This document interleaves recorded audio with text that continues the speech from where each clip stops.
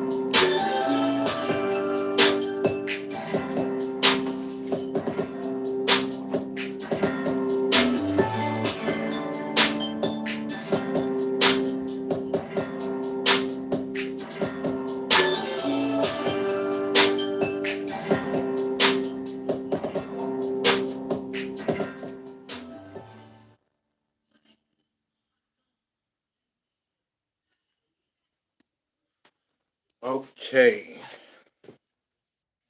so that was me cleansing the atmosphere and giving out positive vibrations. Now let us begin. So, like I said, in this series,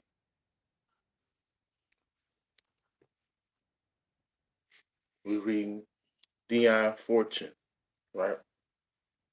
Psychic self-defense. The reason why I'm doing this is because I notice a lot of people are worried about psychic attacks, voodoo, witchcraft, spells, evil, the devil, the demons, right? So, the reason I chose to do this is because I want to help people understand that you have the power to overcome anything.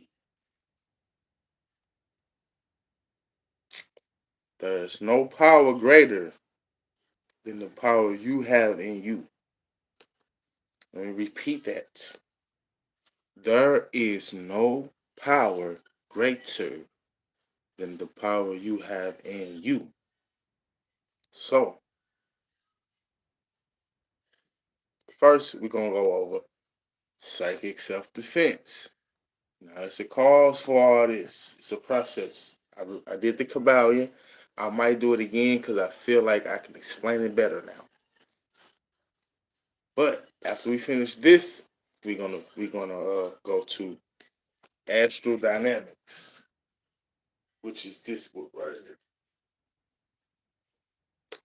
Because this is for people like me who want to get deeper in meditation so they can go to the Akashic records, they can go to all these places, and so we can astral travel. Why do we want to astral travel? So when we die, when we leave this body, we can continue our mission without having to lose all your memory of everything. So that's why I want to astral travel. So I can go out and explore. But the main purpose is to be able to astral travel. It seems like from my research, you have to be able to focus. I know it can happen spontaneously too, because it happened to me spontaneously several times. But if you want to do it at will, you have to focus. You have to be aware. You have to learn how to still the body and keep the mind awake. It's almost like you have to put your body in a sleep state without falling asleep. Now, what's the purpose for psychic self defense? It's because, like I said, the fear, all of the fear keeps you out. So, we are here. I am here to help you and myself overcome all of the fear that keeps us out. And when I say fear, I mean the fear of demons and devils and spirits and people doing witchcraft and they're coming to get you. And I also mean your fears that have nothing to do with spirituality. Like you just fear things and that stuff keep you out. Or you just have doubts. Or you just don't believe all of these things. Or you do believe, but you feel like you need to see something, you know, which is understandable, but you want to have faith. Faith is believing in the unseen consistently, no matter what is in front of your eyes. For example, faith is me knowing that I am a millionaire, even though I don't have $1 million in my bank account. But faith is me knowing that I am a millionaire. I am. Let's continue. So we're gonna go with Dion Fortune, psychic self-defense. So this for all my spiritual warriors, all my spiritual gangsters. You know how people say, I'm a spiritual gangster. No, you ain't. Half of y'all scared. But anyway, we're gonna get to the contents, right? So I'm gonna read the explanatory note, the preface. Chapter 1, Signs of Psychic Attack. Chapter 2, Analysis of the nature of psychic attack. Chapter 3, A case of modern witchcraft. Chapter 4, Projection of the etheric body. Chapter 5, Vampirism. Chapter 6, Huntings. Chapter 7, The Pathology of Non-Human Contacts. Chapter 8, The Risks Incidental to Ceremonial Magic. Chapter 9, Distinction between objective psychic attack and subjective psychic disturbance. Chapter 10, Non-Occult Dangers of the Black Lodge. Chapter 11, The Psychic Element in Mental Disturbance. Chapter 12, Methods employed in making a psychic attack. Chapter 13, The Motives of Psychic Attack, Part 1. Chapter 14, The Motives of Psychic Attack, Part 2. Chapter 15, I apologize. Physical aspect of psychic attack and defense. Chapter 16, so that was chapter 15. Chapter 16, Diagnosis of the nature of an attack. Chapter 17, Methods of Defense, Part 1. 18, Methods of Defense, Part 2. 19, Methods of Defense, Part 3. 20, Methods of Defense, Part 4, and the conclusion. So let us begin with the explanatory notes. This is a warning to the curious. Times, points of view, and fashions change, but never principles. Those who have formed the impression they are suffering from some form of psychic attack should take note of this. In the end, isn't your own projection simply exaggerated into a dramatic scenario? For the ultimate answer to most of life's problems almost inevitably lies within oneself. Sometimes the little self craves for attention at all costs, even attention that most people would think was unwelcome attention. You know, like any publicity is good publicity. Whatever you do, don't dwell on the problem.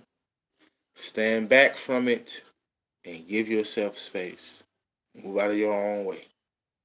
Believe and put your trust in something more positive, bigger, and better.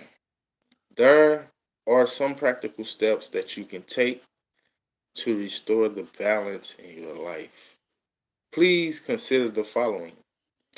Number 1, sever all connections with the suspected originators of the attack, insofar as this is practical. Example, if you are living with your attacker, in which case you should detach and distance yourself as much as you can, and vigorously assert your own will, and don't give in to someone else. Number 2, keep away from drugs. Number 3, don't meditate while the episode continues. If you have a religious belief or a spiritual belief, concentrate on that. Go to Holy Communion or whatever regularly, for example.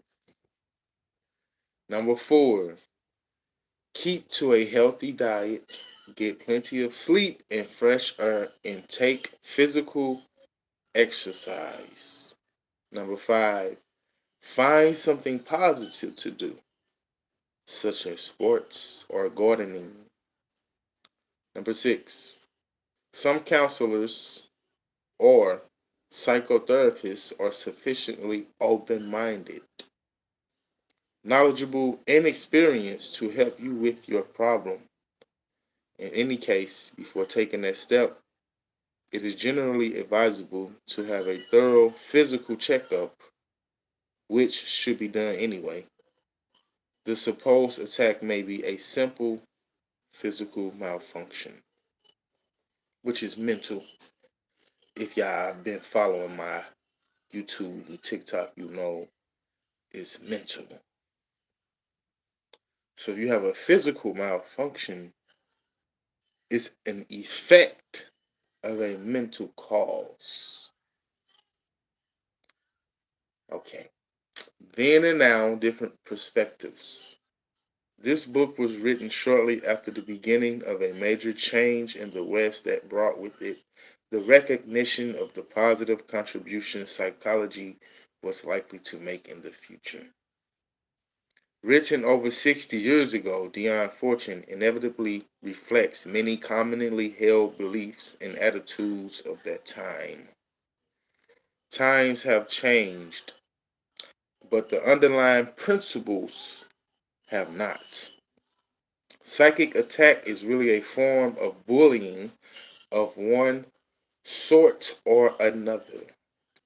It is the drive to dominate, if not crush, a person by invalidating that person, which is why you should love yourself and validate yourself so no one else can invalidate you.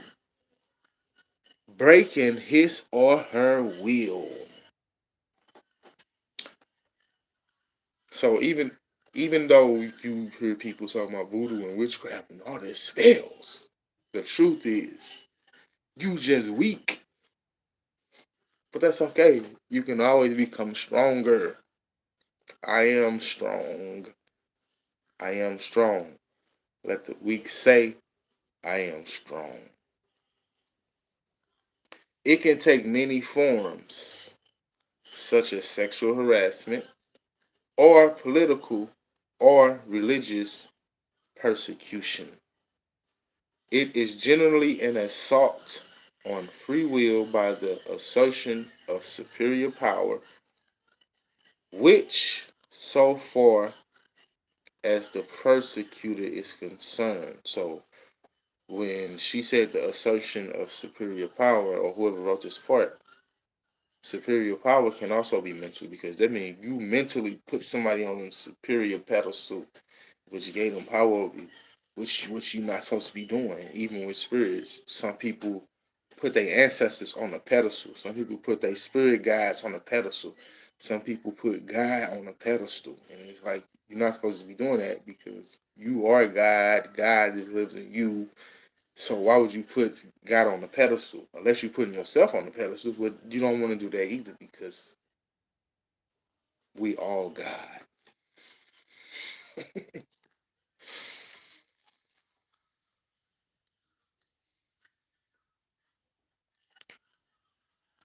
Okay. It is best carried out in a controlled environment from which the victim cannot easily escape. Now, for people who have been through trauma, don't that sound familiar? Obvious environments would include the workplace, any close group, family and friends, in groups as well. Institutions of one kind or another, including schools, service units, prisons, cults and sects, the family even, as well as the victim's own mind. Now, back to when I said family and friends, I didn't mean this. I don't want you to take that in a negative way because it's your own mind. You don't want to think about your family and friends as negative. If you see them doing negative things, you want to remember that they have God in them too, even though they might not know it or they might not show it. But it don't matter if they negative or not. That shouldn't disturb your inner peace. Outside circumstances, we shouldn't let disturb our inner peace.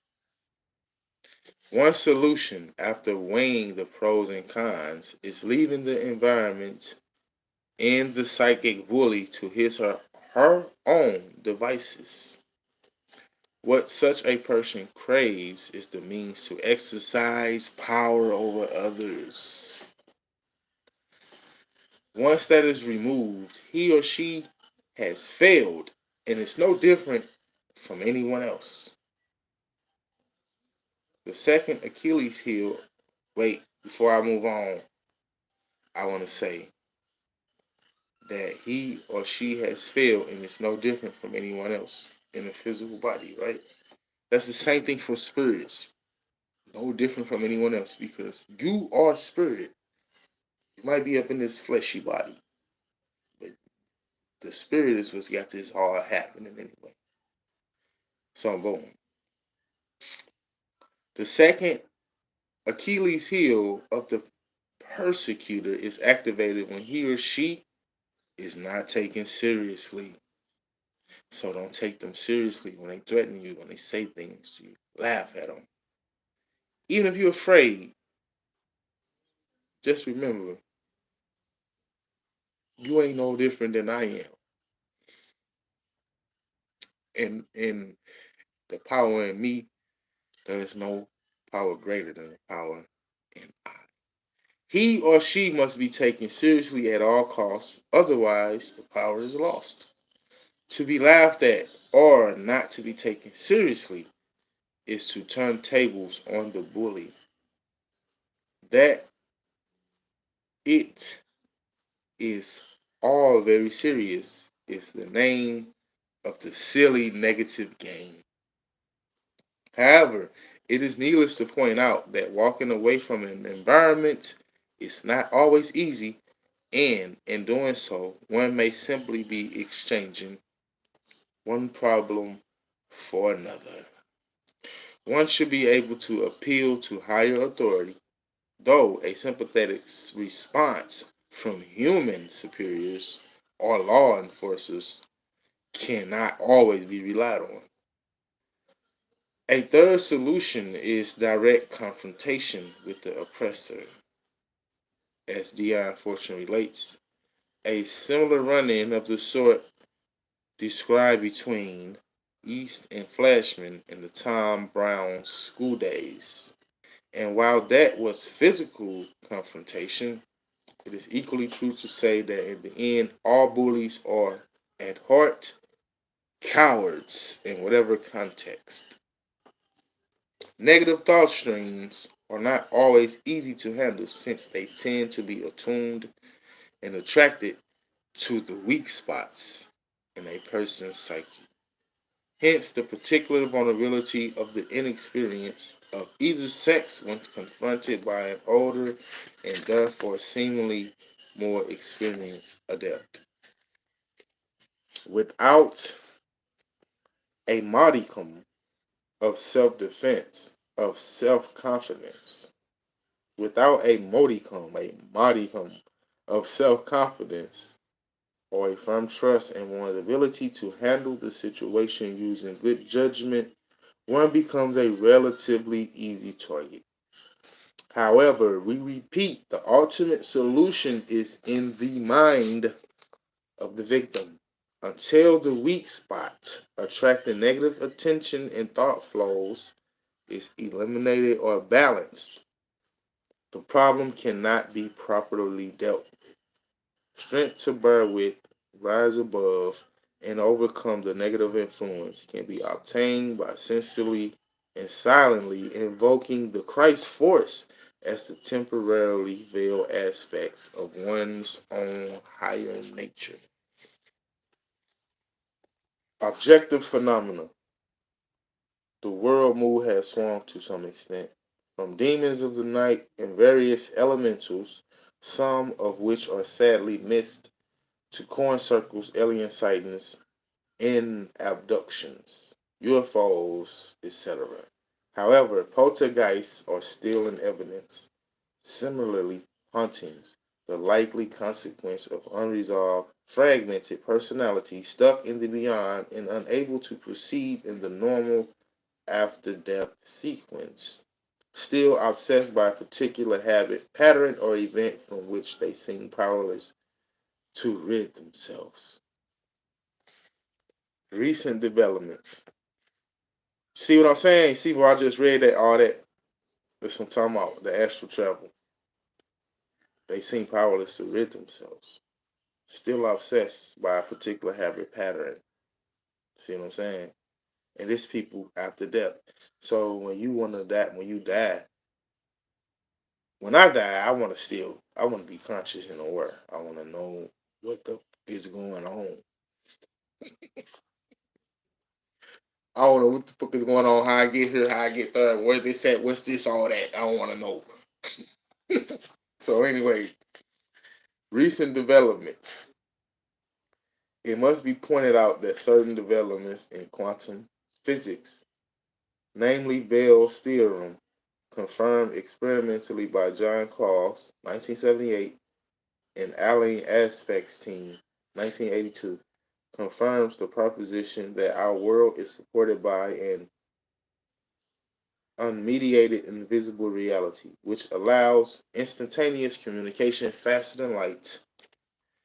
This interaction does not diminish with distance and links up locations without crossing space. This reinforces the reality of thought transfer, ESP, from one person to another. The ability to concentrate is a key factor in this thought. And with the present level of mind and will development, that is probably somewhat a rare talent. The use of such a technique negatively is unlikely to be successful where distance is involved. Again, the key to disengaging oneself from this kind of involvement consists in severing all mental, emotional, and physical links so far as is possible. In extreme emergency, one should sincerely invoke the higher powers in the form of the Christ force, which is the power that's in you. Now, you see how all this correlate with each other when I be talking about Ike and Neville and all them, right? And they be talking about your mind and how your mind and your emotions determine your reality and how you act in a physical body. It's no coincidence. Here is a formula you can use to calm yourself when unduly stressed. Use it in private. Use it in private. Use it in private. Face the east, visualizing yourself standing. Look at visualizing. Face the east, visualizing yourself standing in the sign of stability, and raise your right hand in the sign of evocation, saying, you can also create your own stuff too.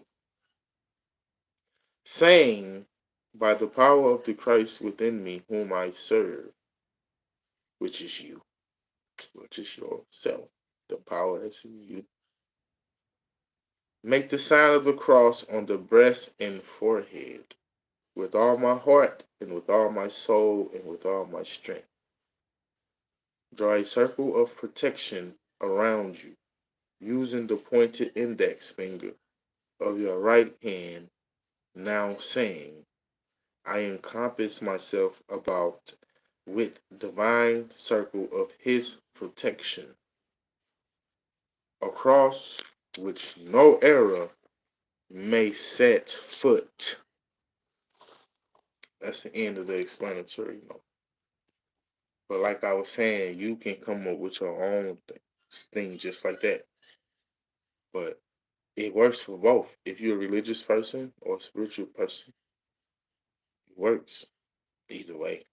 Because it don't matter. That's a problem. We out here fighting and arguing with each other. It don't even matter. Only thing that matter is you know you got the power in you. And if you're a religious person and you don't believe in that, and your God in the sky or your God gonna come up to earth and save us all, if you believe that strong enough, you got power too. So boom, there it is right there. If you spiritual and you know that you God or you believe in your ancestors, because we all say be spiritual, but that still mean different stuff. Because like me, I'm God. I am God, and so are you. Everybody don't feel that way. Some people feel like they play a role in all of this. Like they don't mean nothing, or they mean. Some people think they mean everything. So what I'm trying to say is, even though we call ourselves spiritual, that don't mean the same thing. So when you run across somebody in your reality, your experience, and you say, "Oh, I'm spiritual," and they say they spiritual too, that don't mean that y'all the same spiritual.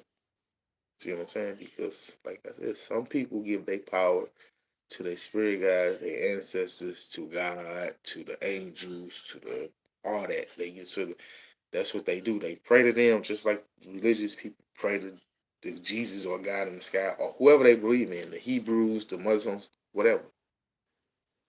And then you got people like me that we know we God. And that's okay that everybody don't understand that, because it don't matter if they understand it or not. That's what they are.